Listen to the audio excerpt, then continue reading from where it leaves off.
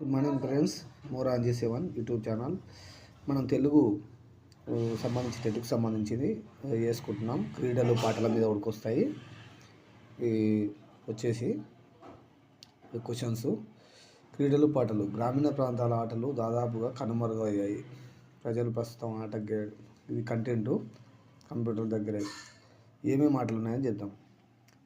దాల్ దడి దాసప్ప అన్న ఆట అంటే ఇద్దరు ఆడపిల్లలు ఎదురెదురుగా ఉండి మడత పెట్టిన చేతులను కలుపుకొని గుండ్రంగా తిరుగుతూ ఆడే ఆట. ఆడపిల్లలను ప్రత్యేకమైన ఆట. ఇది దాల్ దడి ఆట గ్రామీణ ప్రాంతాల్లో ఎక్కువ ఆడతారు. తొక్కుడు బిళ్ళ దీర్ఘచతురస్రాల్లో డబ్బా గీసి చివరి గీత గీసి ఆ డబ్బా బయట నుండి లోకం చేసి ఒంటికాలతో ఆడే ఆట. మీకు తెలిసి ఉంటుంది తొక్కుడు బిళ్ళ. గ్రామీణ ప్రాంతాల్లో కచ్చకాయలు అంటారు. అన్న 5 రాళ్ళు తీసుకొని ఎగిరేసి ఆడపిల్లలు ఎక్కువ ఆడతారు. ఉక్కాట, కత్తెర, మార్కులని. దీనికి సంబంధించిన నైపుణ్యాల గురించి మీకు తెలుసు. గుడ్డిరాజు కళ్ళకు గంతలు కట్టుకొని ఆడేది. చుట్టూరు నిలబడి కలిసి చప్పట్లు వేసేది. ఆట నియమాల ప్రకారం చప్పట్లు దొంగగా భావించేసి ఆట. పులి మేక ఆట తెలుసు. ఇది గ్రామీణ ప్రాంతాల్లో ఎక్కువ ఆడతారు. పులి మేక అనే ఆట. చిర్రగొన్నె అంటే పెద్ద కర్ర రూల్ కట్ట. ఇంతకుముందు క్వశ్చన్ వచ్చింది. చిన్న కర్ర అటు ఇటు చూసి ఆడుతూ ఆట. చిమ్ముతూ ఆడే ఆట. అష్టాచెమ్మ ఆట. ఇది కూడా 25 గల్లలో తోట కూడా డబ్బా గీసి ఒకేసారి 4 మంది కూర్చొని ఆడే ఆట. పచ్చేసు 7 గవ్వలతో ఈ ఆటను ఆడతారు. కాలక్షేపానికి ఆట విడుగు.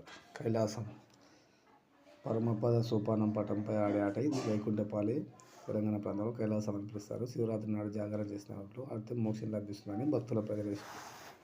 గోటీలు గుండ్రటి గోటీలతోటి సెలవులు వచ్చినప్పుడు ఆడే ఆట. కాలిగుండం, యాసు, డబ్బాట, పెద్ద గుండం.